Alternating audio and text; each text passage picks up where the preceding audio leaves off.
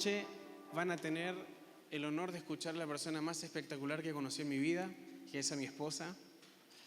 Ella es licenciada en Relaciones Internacionales. Vení, pasa, por favor. Ella estudió en la universidad cristiana más grande del mundo. Estudió Relaciones Internacionales con énfasis en política. Estuvimos el año pasado en algunas capacitaciones en Estados Unidos, en el Museo de la Biblia, en lugares impresionantes. Y en una de estas estábamos en una organización que se llamaba Family Research Council. No me preguntes cómo se traduce. ¿Cómo se traduciría Family Research Council? Sería como el Consejo de Investigación para la Familia. Es impresionante los materiales que hemos tenido y hemos recibido con ellos. La mayoría fue todo en inglés, así que yo entendí un 60-70%, pero les aseguro que Flor entendió todo. Y una de las charlas que me acuerdo que estábamos escuchando a un teólogo que se llamaba David Thompson, y el flaco se para, un pibe joven, se notaba que era bien come libro. Y este muchacho se para y dice: estuvimos haciendo encuestas por todos los Estados Unidos. Tranquila, no te voy a arruinar tu explicación. Estuvimos haciendo encuestas por todos los Estados Unidos y se quedaron sorprendidos por cómo los cristianos de los Estados Unidos sabían muy poco de la palabra de Dios y tenían una cosmovisión incorrecta de la Biblia. Así que, señoras y señores, les dejo con mi esposa, que nos va a dar una cátedra de la cosmovisión bíblica. Un aplauso para mi esposa. Que sea para el Señor ese aplauso.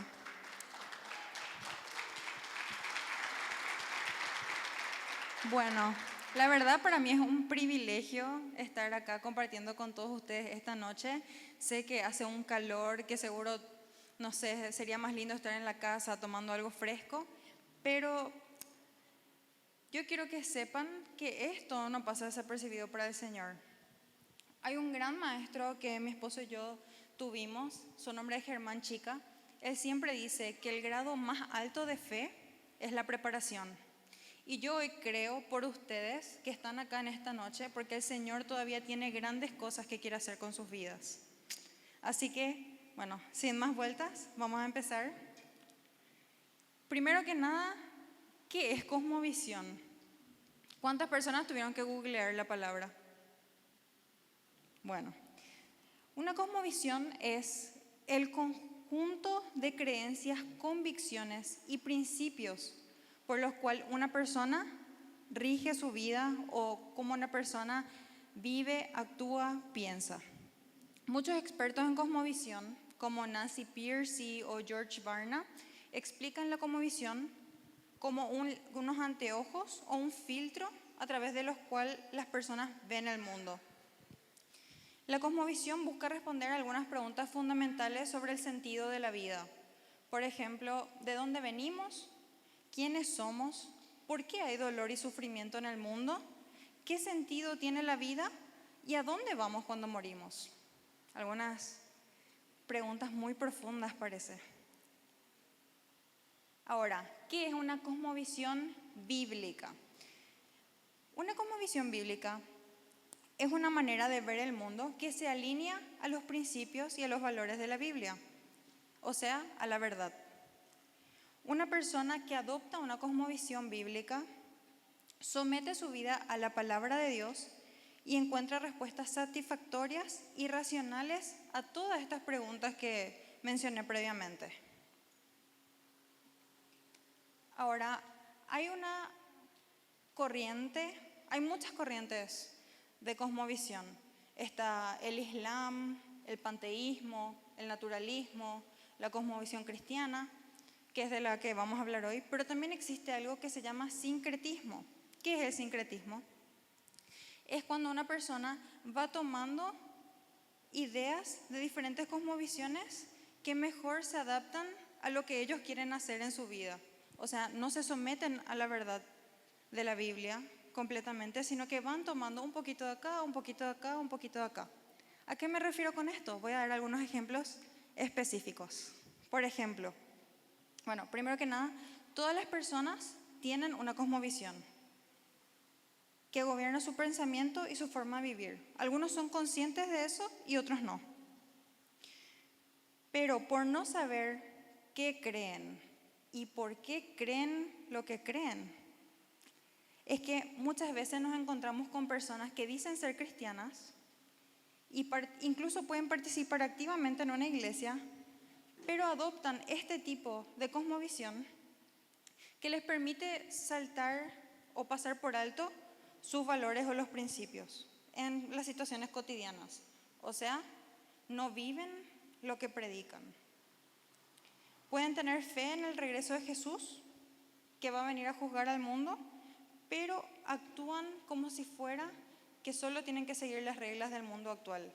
O sea, separan su vida cristiana en la iglesia, los domingos, en su casa capaz, o en la casa de otra persona cuando se va a escuchar la palabra de Dios, pero en su trabajo es una persona deshonesta, le roba a su jefe, no honra a sus padres, o sea, no vive según lo que dice la palabra de Dios.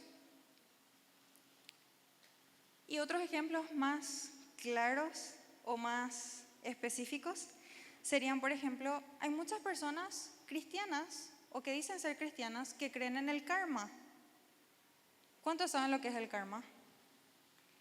El karma es un concepto que viene del hinduismo o el budismo, que dice que todo lo que una persona hace le vuelve. Entonces, cuando alguien te hace algo te hace algo malo, qué interesante que suena el karma. Esa persona me dañó, pero ya le va a venir todo lo que se merece, le va a pasar esto, aquello, y le va a venir peor de lo que me hizo. Entonces, es como que muchas personas tratan de traer calma a su corazón pensando en todo lo malo que le va a pasar a esa persona.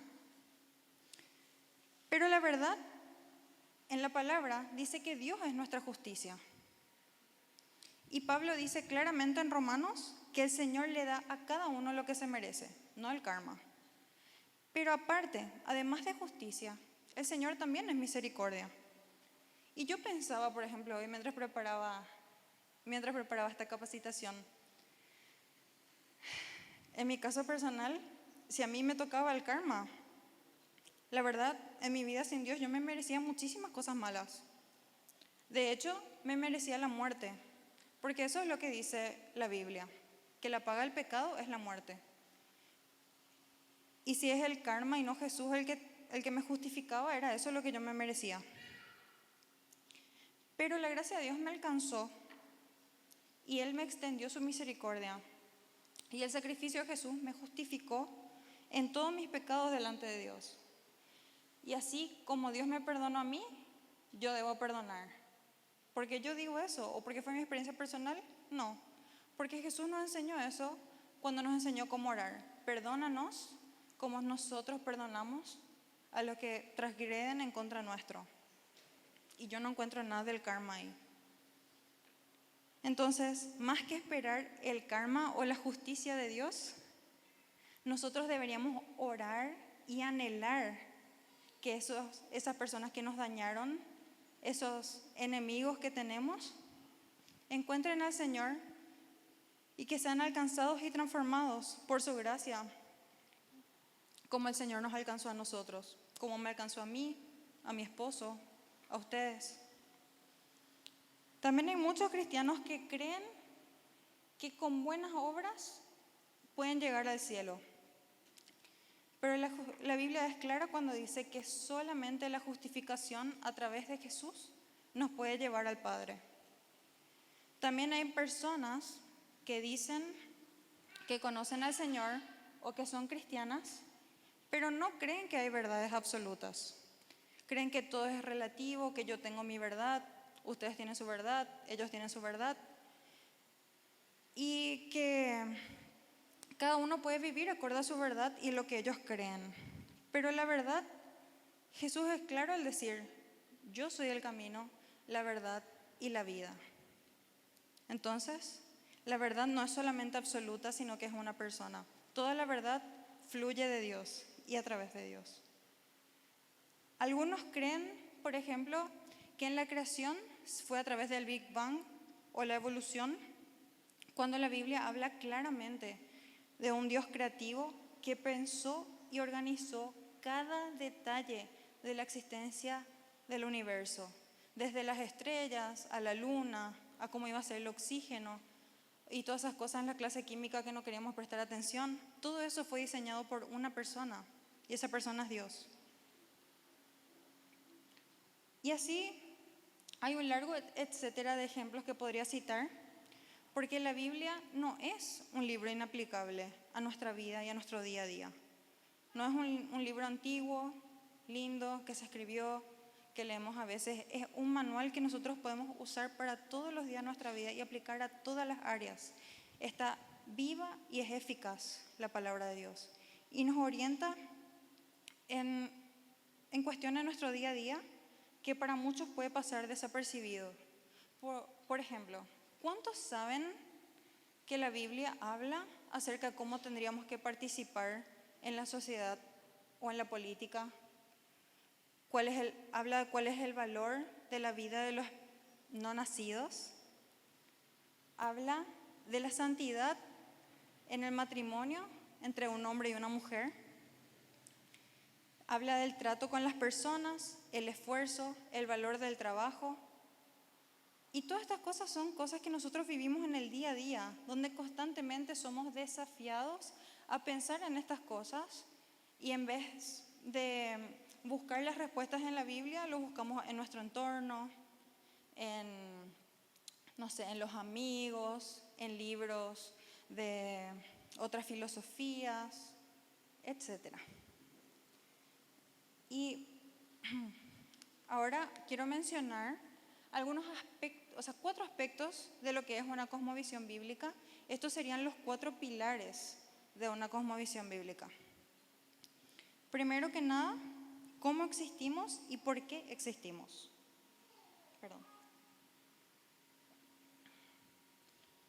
La respuesta para esto está en Génesis 1:1, que dice: en el principio Dios creó los cielos y la tierra. Nosotros existimos porque Dios nos creó a su imagen y semejanza. Cada persona que existe es valiosa porque fue creada y es constantemente sustentada por Dios. Y cada persona existe para reflejar su carácter, el carácter de Dios, con su propia vida. Los seres humanos no existimos por accidente y es el resultado del propósito y la intención de Dios. Entonces, si una persona es valiosa para Dios, una persona es valiosa para mí. ¿Por qué hay dolor y sufrimiento en el mundo? ¿Qué mucho preguntan esto las personas que no conocen al Señor? Dicen: ¿y si realmente crees en el Señor, si realmente Dios existe, por qué hay dolor? ¿Por qué hay sufrimiento? Esto se explica en la Biblia justamente, donde encontramos que el dolor y el sufrimiento es la consecuencia del pecado y entraron al mundo a través de la desobediencia de la humanidad. En Génesis, al principio se describe un mundo perfecto donde Dios puso a Adán y Eva en el paraíso, que era el jardín de Edén. Ahí Adán y Eva tenían la libertad de elegir si ellos obedecían a Dios o obedecían a Satanás, ignorando lo que el Señor les había pedido, que era no comer del árbol del bien y el mal. Entonces, cuando ellos comieron del árbol, su desobediencia resultó en pecado. Y este pecado creó una brecha entre Dios y la humanidad. Y en Romanos dice que el pecado de Adán se transmitió a todos sus descendientes y eso nos llevó a que exista la muerte, tanto física como espiritual. Y ahí se hizo evidente la distinción entre Dios, la fuente de la vida, y nosotros que estábamos condenados a muerte. Y esto sí se manifestó incluso en toda la creación. Entonces la tierra fue maldita, el trabajo se llenó de frustración, inutilidad, el parto se hizo doloroso y la relación íntima entre maridos y esposas se vio afectada por conflicto y rivalidad. Y ahí, por ejemplo, podemos ver el origen de toda esta lucha entre cuál es el sexo más fuerte, si las mujeres, los hombres, quién es mayor, si el uno y el otro, cuando la verdad es que los dos fuimos creados a imagen y semejanza de Dios. Nadie vale más que el otro. Todos tenemos valor delante del Creador. También es por esto que, por ejemplo, tenemos que lidiar con temas como la tiranía, como dictadores, genocidio, el abuso de la autoridad y las enfermedades que también se hacen evidentes, o sea, son evidencias del pecado en toda nuestra vida. En síntesis, la angustia, el sufrimiento y el dolor caracterizan la condición humana y son un reflejo de lo que causó el pecado en el mundo. En Romanos 8:22 dice que la propia creación gime bajo el peso del pecado, porque no puede alcanzar su pleno potencial para lo que Dios nos creó. En la cosmovisión bíblica, el mal es consecuencia de la rebelión de la humanidad y la responsabilidad recae en las decisiones humanas y no en Dios. Ahora, esto suena súper pesimista, pero lo bueno es que también la Biblia nos presenta un plan de escape, una esperanza. Y esa esperanza es Jesús. Es la única respuesta, la única manera de restablecer la relación rota entre Dios y la humanidad es a través del sacrificio de Jesús y su resurrección. En Juan 14:6 Jesús dice, nadie llega al Padre si no es por medio de Él. ¿Y cómo se hace eso? La respuesta está también en la Biblia, en Romanos 10:9, que dice, si confiesas con tu boca que Jesús es el Señor y Dios lo levantó de los muertos y creyeres en tu corazón, serás salvo. Si Dios te perdona, ya nadie te puede condenar. Puedes tener la certeza y vivir con la certeza de que estás justificado delante de Dios. Y aparte de esto, Él te habilita a ser guiado y enseñado por el Espíritu Santo en cómo vivir una vida que honra a Dios, caminando en gratitud y en santidad. Ahora, la última pregunta sería, ¿a dónde vamos cuando morimos? Creemos que cuando morimos físicamente, nuestra alma va a la presencia del Señor. En Apocalipsis 20 dice que va a llegar un momento donde Jesús va a volver a la tierra y todas las almas que existieron, que existen y existirán van a ser juzgadas, el mal va a ser derrotado y la muerte ya no va a existir. En Hebreos 9:7 dice que está establecido que el hombre muera una sola vez y después viene el juicio. Esto significa que conceptos como la reencarnación son conceptos errados, que también muchos cristianos sorprendentemente creen en la reencarnación. Entonces, esto significa que el sacrificio de Jesús es suficiente. Y no es que si en la vida vivís como una persona mala, en una siguiente vida vas a volver como un gusanito, como muchos creen, o que si vivís una vida buena, después vas a nacer siendo un petrolero en Arabia Saudita, millonario y con todas las comodidades. No es así. Así que, ¿qué tiene de bueno esto? Tiene de bueno que la muerte no son malas noticias para los que amamos a Dios. El vivir es Cristo, el morir ganancia.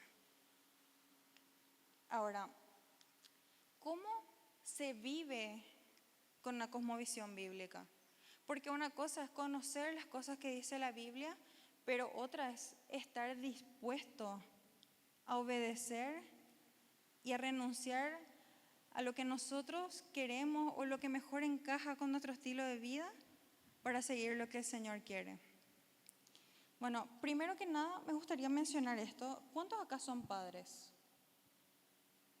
Bueno, y ¿alguien puede tratar de decirme cuándo se termina de formar la cosmovisión en la vida de una persona?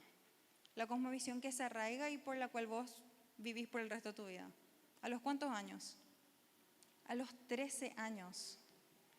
Una persona termina de armar su mapa en cómo va a vivir.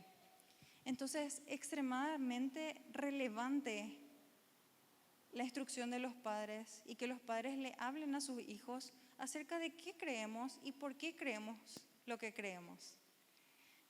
George Barna dice que si nosotros no lo hacemos, el mundo, la escuela, la televisión y los amigos van a ser quienes formen el mapa por el cual un niño va a guiar el resto de su vida. Y yo entiendo que es importante escuchar la Biblia en esto también, porque por algo Proverbios 22:6 dice: instruye al niño en su camino y cuando fuere viejo no se apartará de él.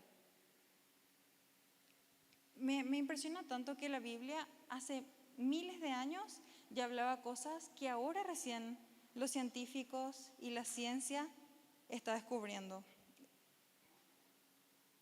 Y en Romanos 12:2 dice: ya no vivan como vive todo el mundo. Al contrario, cambien de manera de ser y de pensar. Así podrán saber qué es lo que Dios quiere, es decir, todo lo que es bueno, agradable y perfecto. Pablo acá nos está alentando a permitir que Dios transforme nuestras mentes para vivir acorde a como Dios piensa y no alguna filosofía extraña o no cualquier cosa que se fue armando en el camino, digamos. Personalmente, cuando yo aprendí sobre cosmovisión, probablemente hace 5 años, creo que empezaba en la universidad y los profesores empezaron a hablar de cosmovisión, yo me di cuenta, yo no entendía nada. No sabía ni en qué creía. Fue impresionante y la verdad, entré en una crisis de fe importante y entendí por qué muchas personas llegan a la universidad y se alejan del Señor. Y otras cosas, capaz, otras filosofías pueden sonar interesantes o mejor armadas, pero realmente me di cuenta que yo simplemente desconocía lo profundo que es lo que está en la palabra del Señor, lo profundo y lo certero y lo bien sustentado que está. Y empecé a hacer una oración donde le pedí al Espíritu Santo: Señor, ayúdame a desaprender todo lo que yo creía que era verdad. Por ejemplo, yo creía que si yo me aferraba al enojo y me aferraba al rencor, yo iba a estar bien y la persona con la que yo estaba enojada y con la que yo no quería saber nada iba a estar constantemente dañada. Y después yo le veía a la persona espléndida y mi corazón estaba destruido, totalmente envenenado. Y todo filtraba a través de esa falta de perdón. Y también pensaba que todo el mundo estaba enojado conmigo, porque como yo tenía esta ira dentro mío, ese era el filtro con el que yo veía el mundo. Así que empecé a hacer esta oración: Señor, ayúdame a desaprender todo lo que considero que era verdad. Y te pido que tu verdad, que vos puedas ser revelado en mi vida en todas las áreas. Y Dios fue fiel. La palabra dice que el Espíritu Santo está disponible para guiarnos y enseñarnos. Jesús vino a la tierra y fue un ejemplo perfecto de cómo debemos vivir. Y a mí me gustaría hacer una oración ahora por todos aquellos que quieren permitir que todas las áreas de su vida sean guiadas por Dios. Porque esta es la clave. De nada te vale conocer todo lo que la Biblia dice si no estamos dispuestos a ser guiados por Dios y dejar que sea su palabra reflejada en nuestra manera de vivir. Ser un testimonio vivo de quién es Jesús.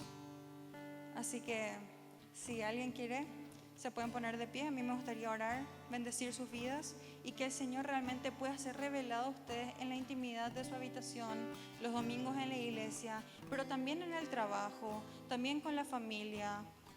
Así que oremos juntos. Padre Santo, Señor, te damos gracias, Señor, porque tenés el primer lugar en nuestras vidas.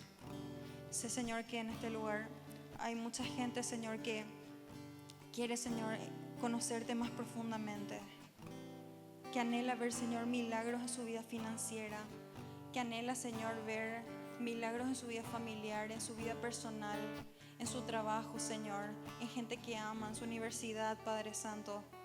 Te pido, Señor, que en este tiempo, Padre Santo, tú les enseñes, Señor, cómo vivir, cómo caminar, Señor, a la luz de tu palabra.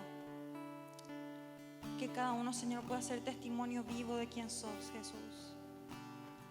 Que cada vida, Señor, pueda ser transformada completamente, Señor, por el poder de tu palabra.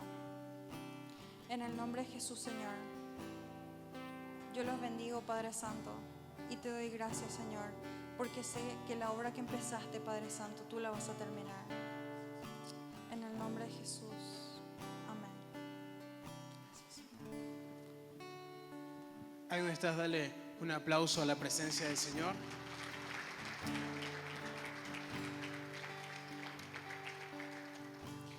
Muchas gracias, Flor. Saben, cuando estábamos en este instituto, pueden volver a tomar asiento. Cuando estábamos en este instituto escuchando sobre la cosmovisión bíblica, me acuerdo que este hombre se paró y dijo, hicimos encuestas por las iglesias evangélicas, cristianas evangélicas, por todos los Estados Unidos, y me sorprende las respuestas que tuve. Y este hombre era un teólogo, un especialista en la cosmovisión bíblica, y la verdad es que todos los cristianos deberíamos tener cosmovisión bíblica, saber a qué venimos a este mundo, qué fue lo que Cristo hizo por nosotros, qué es lo que Dios piensa, tipo, qué hay después de la muerte. No me acuerdo cuáles eran algunas de las otras preguntas, pero me acuerdo muy bien que el flaco lo que hacía, llegaba a una iglesia así como la nuestra, ponía preguntas ahí arriba y le decía a todos, por favor, rellenen este cuestionario. Vamos con la primera pregunta, ¿a qué vinimos a este mundo? Y vos tenías opción múltiple, ¿sí? Así que es más fácil, no es que tenías que rellenar. Y la opción múltiple decía, la verdad que no sé, vinimos para hacernos ricos, vinimos para hacernos pobres, el que es pobre es el que más tiene. Y tenías distintas opciones y cada persona respondía lo que quería. Y se llevó una sorpresa gigante cuando, por ejemplo, preguntaron qué hay después de la muerte, y una de las casillas que más estaba llenada era reencarnamos en otra persona de acuerdo a cómo vivimos en nuestra vida anterior. Y eso era una de las respuestas más llenadas en la encuesta de los Estados Unidos, en las iglesias de los Estados Unidos. Y se dio cuenta de la falta de cosmovisión bíblica que había en las iglesias, la falta de teología.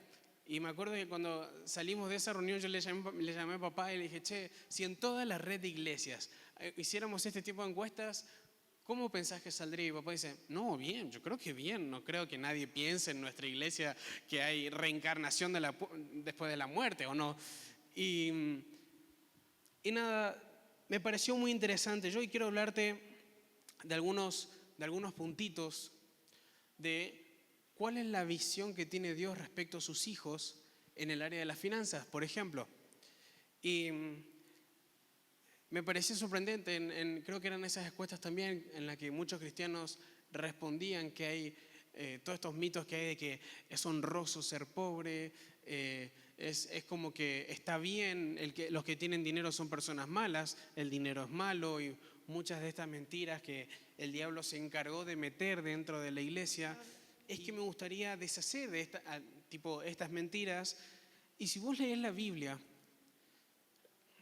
y arrancando desde Abraham, Isaac, Jacob, José, lo que el Señor hacía con sus hijos a través de la palabra, el diseño que tenía Dios con cada uno de sus hijos siempre era llevarlos a ser más prósperos. ¿Cuántos saben que esto es así?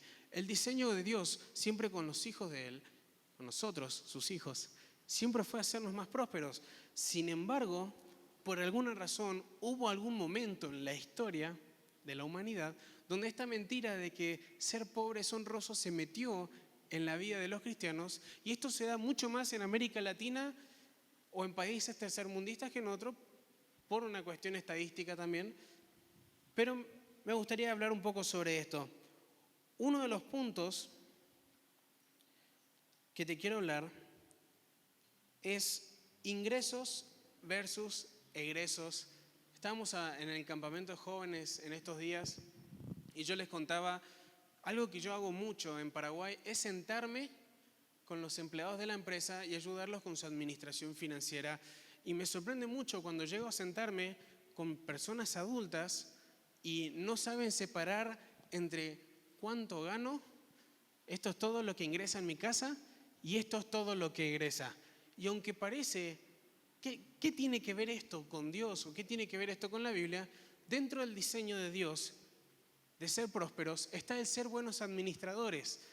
Y tenemos parábolas como las parábolas de los talentos, en donde no sé cuántos recuerdan la parábola de los talentos, pero básicamente la parábola de los talentos, Dios dice que bendice al que multiplica, pero reprende al que esconde los talentos, al que no sabe administrar, al que no sabe multiplicar.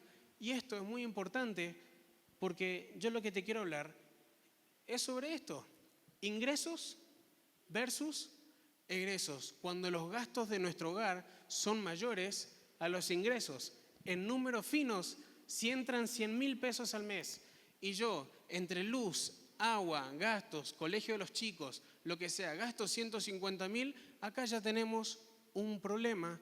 Y quiero decirte, no estás viviendo la libertad financiera que es parte del diseño de Dios contigo. ¿Amén?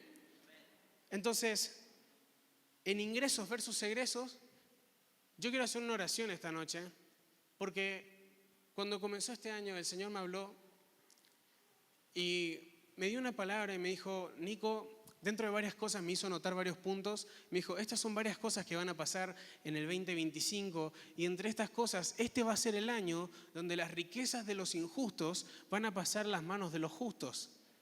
Y esto no solamente dentro de las iglesias, este va a ser el año donde grandes organizaciones de carácter mundial, donde hay gente con corazón perverso administrando, este va a ser el año donde yo voy a sacar su administración financiera y la voy a poner en manos de los justos. Y me acuerdo que era el primer domingo del año y estaba compartiendo esta palabra en Plenitud de Vida y en Asunción.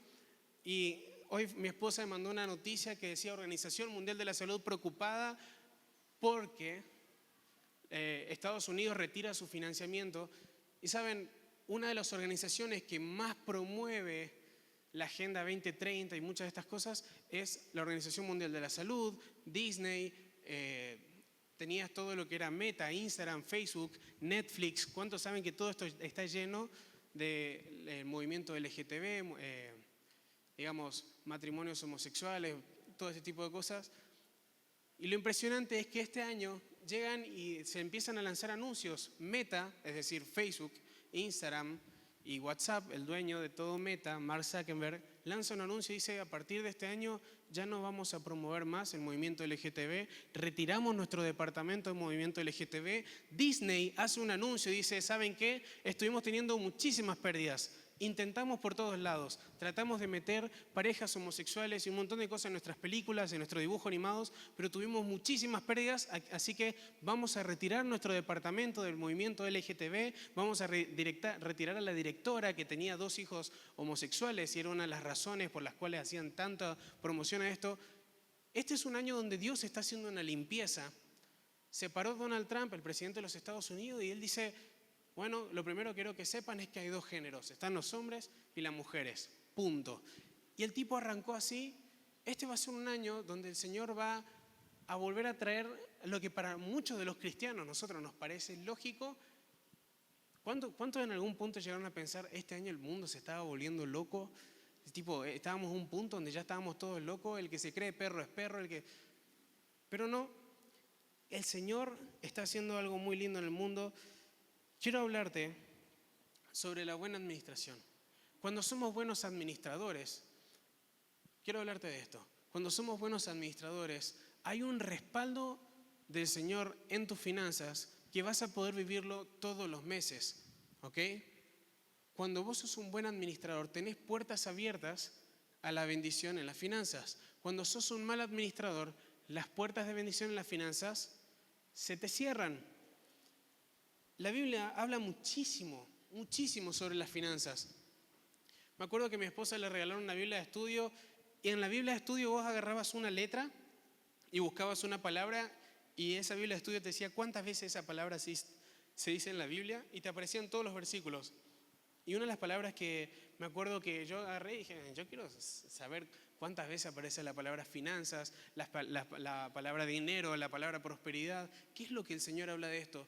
Todos los versículos que hablaba el Señor sobre esto, hacía una separación muy grande entre los que tienen capacidad de administrar y los que no tienen capacidad de administrar. Los que tienen una mujer honrosa tienen un camino de prosperidad, pero los que tienen mujeres inconstantes son el camino a la perdición. Y todo esto está muy relacionado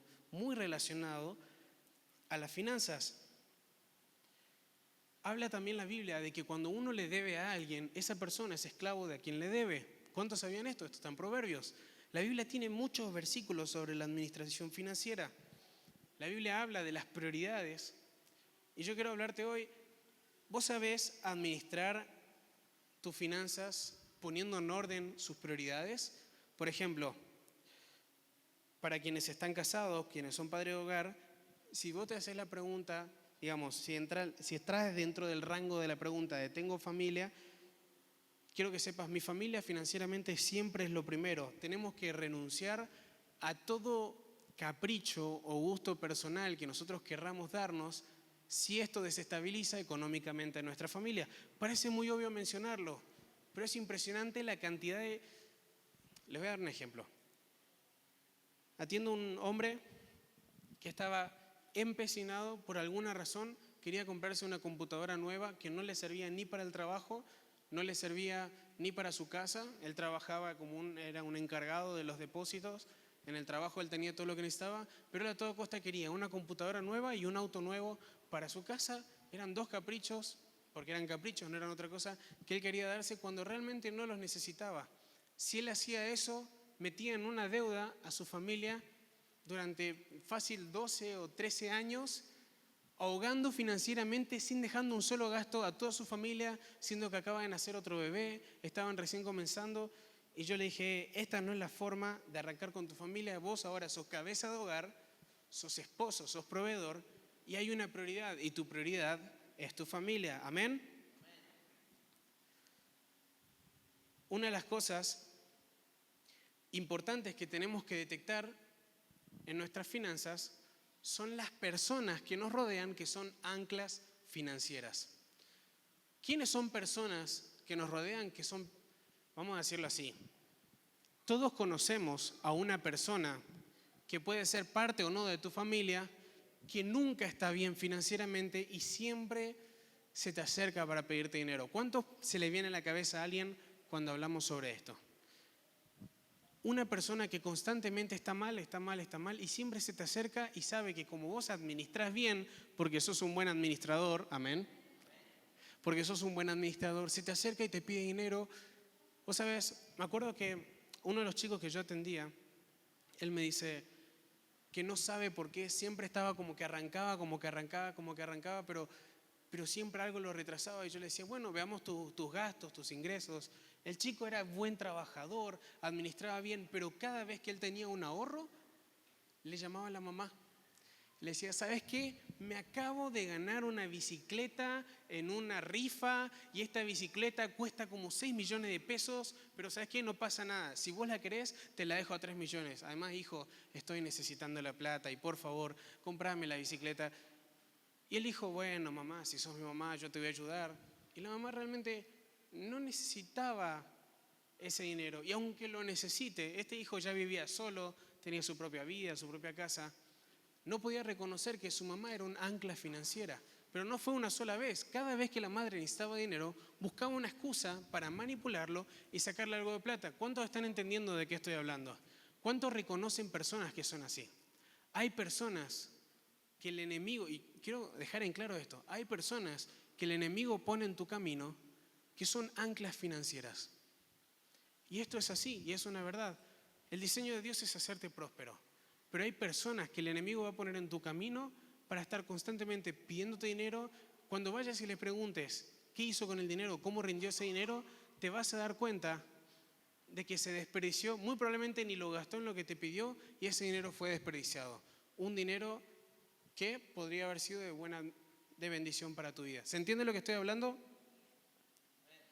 Cuando no hay trabajo, tomo lo que venga. Esto es algo que estábamos hablando con los jóvenes. Es impresionante la cantidad de jóvenes adultos que me encontré que no estaban trabajando. Y yo a todos con los que charlaba les decía, bueno, pero no es que no hay trabajo. Porque hablo con mucha gente de acá de San Martín que me dice, sí, este trabajo me ascendieron a esto y como acá me ofrecieron mejor paga, me fui hacia acá y después me fui hacia acá. Trabajo siempre hay. Esto es una ley de la oferta y la demanda. Trabajo hay en todos lados. Que seas exquisito, entre comillas, con el trabajo que querés, es otra cosa. Pero cuando no hay trabajo, agarro lo que haya. ¿Por qué? Porque si no estás escondiendo el talento. Dios bendice el fruto de tu esfuerzo. La palabra habla sobre esto. De todo lo que vos sembrás vas a cosechar. Hay muchísimos versículos que hablan sobre esto. El Señor bendice el fruto de tu esfuerzo. Cuando no hay esfuerzo, ¿qué es lo que el Señor va a bendecir? Es muy importante entender que Dios quiere respaldarte financieramente, pero muchas veces el enemigo va a querer interponerse con estrategias muy sutiles en tus finanzas. ¿Cuántos, ahora vamos a poner una situación parecida a la de las anclas financieras, cuántos han pasado por una situación donde se acercó un amigo o un conocido o un familiar que no suele estar mal financieramente, pero se acerca y te pide dinero? ¿Cómo manejamos esta situación? Saben, los préstamos de dinero son una de las razones por las cuales más se arruinan relaciones. Son de las que más deshacen relaciones. Y me acuerdo que en un momento de nuestra vida con mi esposa teníamos un amigo muy cercano que estaba pasando, tenía 2 hijas, su esposa, son jóvenes, son pastores, estaban pasando una situación muy fea, muy desesperante. Y yo empecé a orar y le dije, Señor, ¿cómo podemos ayudarlos? Yo no quería prestarle dinero porque sabía que encima él estaba mal, que él iba a sentir la desesperación por devolverme, que era un buen administrador, pero estaba pasando por situaciones que lo superaban. Lo mejor que podemos hacer en estas situaciones es agarrar nuestro dinero y entregarlo sin esperar nada a cambio. Cuando vos haces esto, te desligás de la responsabilidad, lo desligás a él de la responsabilidad de devolverte el dinero. ¿Por qué hacemos esto? Porque las personas que están mal financieramente, cuando vos querés darles un préstamo, entre comillas, si ya viene mal financieramente, arranca en lo que le decimos la rueda al revés. Ya tiene una deuda y vos le estás dando y aumenta la deuda y después cuando cobre tiene que pagar la deuda anterior más la deuda que tiene contigo y después va a empezar a evitarte porque cada vez que te vea se va a acordar de la deuda. ¿Cuántos entienden de lo que estamos hablando? Entonces, la mejor forma de solucionar este tipo de casos es decir, ¿sabes qué? Tomá, es bueno dar y es mejor dar que hay bendición en dar. ¿Saben? Hay gente que tiene el don de dar. ¿Cuántos han conocido a alguien así? Hay gente que tiene el don de dar. El don de dar puede ser una bendición, como también puede ser un problema. Y hay mucha gente que no entiende esto. Pero es lo mismo que el don profético. Y te lo pongo así. Si yo vengo y agarro una persona, vamos a usar de ejemplo a mi esposa, y esta Flor está en pecado.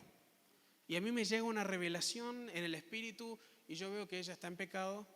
Yo no tengo que agarrar enfrente de toda la iglesia y decir, no, vos le estás engañando a tu esposo, no, vos le estás haciendo esto. ¿Por qué?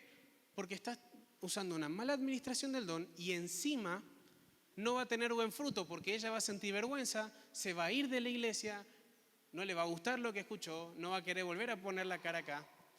Sin embargo, si vos tenés una revelación y vas en secreto en el sentido de que en privado y le decís, ¿sabes qué? El Señor me mostró esto, está todo bien, ¿qué está pasando? Eso puede llegar a tener frutos y ser de bendición. Los dones que tenemos deben ser bien administrados y guiados por el Espíritu. El don de dar también tiene que ser guiado por el Espíritu para que tenga buen fruto. Porque hay gente que piensa que por dar y dar y dar y dar y dar, ¡pum! Me llena de bendición, bendición, bendición, bendición. Pero si no es el Espíritu el que te está empujando a dar, lo estás haciendo en la carne, lo estás haciendo por las emociones. Y cuando lo haces por las emociones, no va a tener el mismo fruto que cuando lo haces en el Espíritu. Estar dando por emociones no tiene el mismo fruto que estar dando en el Espíritu. ¿Se entiende?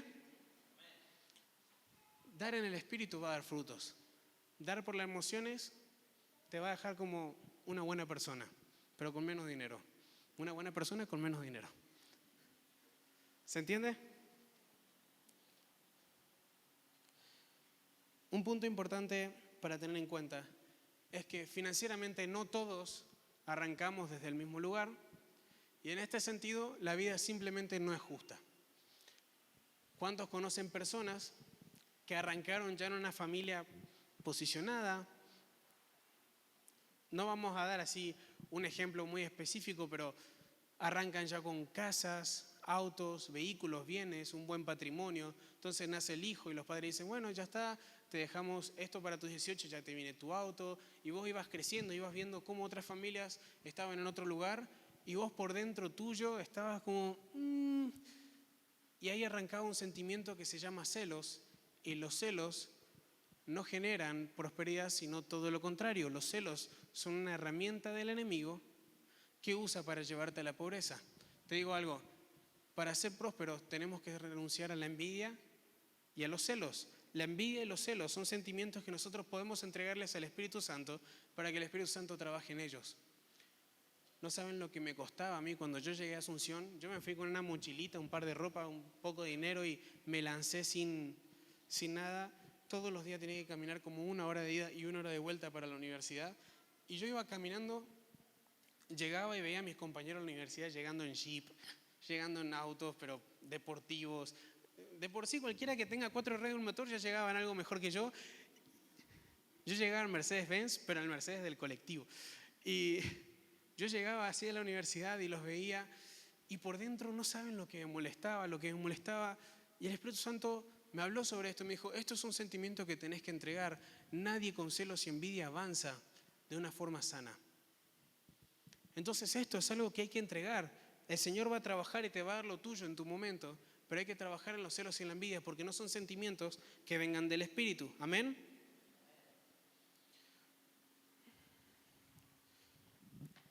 Un punto clave, involucrar al Señor en nuestras finanzas. Acá, yo te digo algo, cada persona tiene como su propio pacto con el Señor. La Biblia habla del diezmo, para mí este debería ser el mínimo financiero que vos tenés que poner al Señor, ese tiene que ser como tu pacto mínimo con Dios. Nosotros con mi esposa, algo que yo le dije a ella desde antes de casarme con ella, es que un pacto que yo hice de pequeño con el Señor es que toda mi vida yo iba a diezmar de cualquier, no solo de mi trabajo, de cualquier dinero que yo ingrese en changas, en trabajo, en extras, en venta, en lo que sea, yo iba a diezmar. Y es un pacto que yo hice con el Señor y es un pacto que siempre respeté, pero ese es el mínimo. Después cuando nos casamos y una de las cosas que hacíamos es empezar a ir de iglesia en iglesia, yo le dije a mi esposa, por favor, nunca lleguemos con las manos vacías a la casa del Señor. Pero les repito, esto es algo que no es que la Biblia dice no llegues con las manos vacías a la casa. Acá cada uno como el Señor le hable y como el Señor trate con cada uno, pero esto es un pacto interno que nosotros hicimos entre nosotros con el Señor. Sin embargo, en Estados Unidos escuché de alguien que me voló la cabeza. Un empresario que escucha del Señor en la universidad, él desde que estaba estudiando, el Señor le habla de que tiene que ser una persona que hace riquezas para el reino. El Señor le habla de Deuteronomio 8 dice que el Señor nos da poder de hacer riquezas y habla de cómo el Señor le habló y él hizo un pacto con Dios y le dijo al Señor, Señor, yo solo soy un estudiante, no sé qué quiero hacer con mi vida, no sé a qué me quiero dedicar, pero de todo lo que gano, el 30% te quiero dar. Y eso es un pacto que él hizo en la universidad. El hombre empezó y abrió una mueblería en los Estados Unidos. Esta mueblería hoy factura $70 millones todos los años. $70 millones. Este hombre yo lo conocí en persona, me dio su libro. Él financió parte de nuestro viaje con mi esposa y el de 40 chicos más.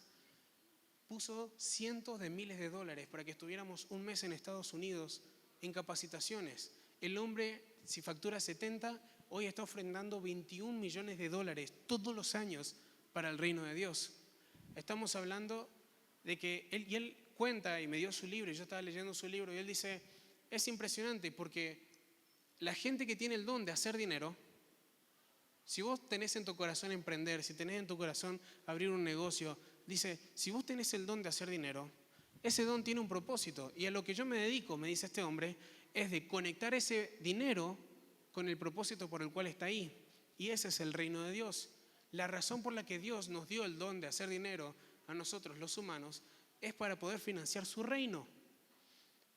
Y él me dice, mientras una persona más entienda el concepto de que yo fui creado para hacer dinero para el reino de Dios, más el Señor lo prospera, porque ese dinero está cumpliendo su propósito. Y cuando ese dinero empieza a cumplir su propósito, empieza una rueda que se hace como una bola de nieve de más y más y más y más y más y más, porque se convierte en un motor financiero para el reino. ¿Cuántos están entendiendo más o menos lo que estoy hablando? Le invito a Ramón, que está re en el espíritu para ministrar.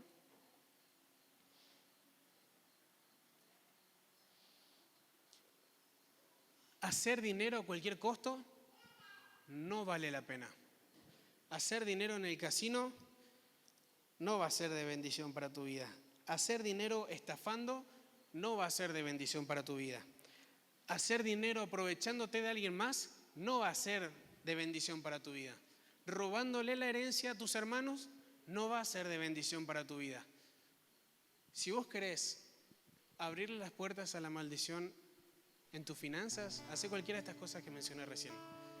Es impresionante cómo la gente que está literalmente maldita en sus finanzas es porque tomó decisiones que abrió puertas y la mayoría son con la intención de hacer dinero rápido. Y la Biblia habla de esto y dice que hay un Dios de las riquezas que se llama Mamón. La Biblia habla de Mamón.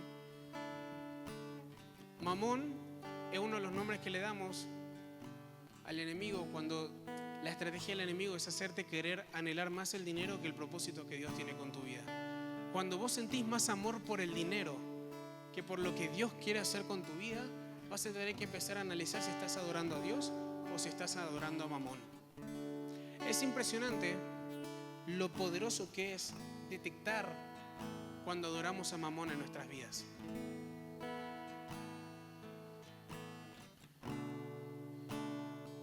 Cortar espiritualmente con herencias de maldición financiera. Esto es impresionante. ¿Cuántos de acá fueron a retiros de sanidad alguna vez? La mayoría ya pasó por un retiro. En los retiros hablan mucho de esto. Si vos te criaste viendo a tus padres acumular cachivaches ahí en el fondo, no, es que en algún momento lo voy a necesitar, no lo tires. Usar ropa sucia constantemente, tener la ropa sucia, tener la ropa rota, no, esto aguanta y estirarlo y pensar que eso es honroso, en vez de entender que sos un hijo de Dios y que la dignidad es parte de lo que Dios te dio. Entonces ahí también estás adorando a Mamón. Porque Mamón va a tener dos planes con tu vida. Uno es enriquecerte tanto como para que te olvides del Señor, y la otra empobrecerte tanto como puedas para que te sientas en esa cárcel de pobreza y nunca puedas darle la gloria a Dios por ser libre financieramente. ¿Se entiende?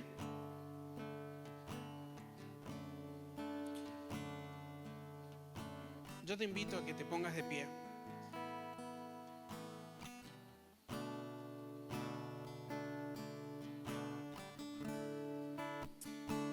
Y me gustaría hacer una oración especial.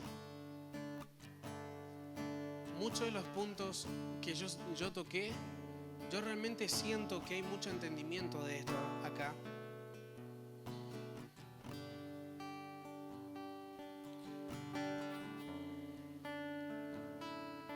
Pero yo quiero hacer una oración especial para aquellos que son buenos administradores.